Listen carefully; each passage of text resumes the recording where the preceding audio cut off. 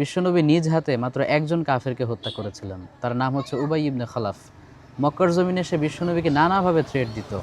তো আল্লাহর হাবিব সাল্লাল্লাহু আলাইহি সাল্লাম একদিন তাকে শান্তভাবে বললেন, উবাই, তুমি আমার কিছুই করতে পারবে না, বরং তোমার মৃত্যু আমার হাতেই হবে। তো উহুদ যুদ্ধের দিন এই কথাই সত্যি হয়েছিল। সাহাবীদের কেউ কেউ শহীদ হয়ে গিয়েছিলেন, কেউ কেউ আহত, কেউ ছত্রভঙ্গ। তো এমন সময়ে উবাই ইবনে খালাফ শুধুমাত্র একজনকেই খুঁজছিল, আর সে হচ্ছে আমাদের প্রিয় নবী। যখন সে আমাদের নবীকে দেখতে পেল, সে তার কাছে এগিয়ে গিয়েছিল। সাহাবীরা তাকে দেখা মাত্রই বাধা দিতে লেগেছিল, কিন্তু বিশ্বনবী সাহাবীদেরকে মানা করে বললেন, তাকে বাধা দিও না, তাকে আসতে দাও। যেই না উবাই ইবনে খালাফ বিশ্বনবীর কাছে গেল, আল্লাহ রসুল সাল্লাল্লাহু আলাইহি ওয়াসাল্লাম একটা বর্শা হাতে নিয়ে তার গলার বরাবর ছোট্ট করে একটা আঘাত করলেন। বাহ্যিকভাবে আঘাতটা কিন্তু খুব মারাত্মক ছিল না, রক্তও খুব বেশি বের হয়নি, কিন্তু উবাই চিৎকার করে সবাইকে বলতেছিল যে মুহাম্মদ আমাকে হত্যা করে ফেলেছে সাল্লাল্লাহু আলাইহি সাল্লাম।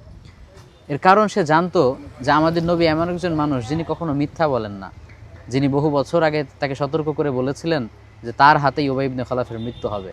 উহুদ যুদ্ধ থেকে ফেরার সময় এই কথাই সত্যি হয়েছিল, সে প্রতিমধ্যে মারা গিয়েছিল। তো অদ্ভুত বিষয় হচ্ছে, আল্লাহ রসুল সাল্লাল্লাহু আলাইহি সাল্লাম তার জীবদ্দশায় প্রায় 27টা যুদ্ধের সরাসরি নেতৃত্ব দিয়েছিলেন, কিন্তু এতগুলো যুদ্ধের নেতৃত্ব দেওয়ার পরেও তার নিজ হাতে মাত্র একজন কাফের নিহত হয়েছিল। অথচ বর্তমানে অনেকে আছে আমাদের নবীকেই নাকি জঙ্গি বলে। নাউযুবিল্লাহি মিন যালিক। আল্লাহ আমাদের সবাইকে হেদায়েত দান করুক, আমিন।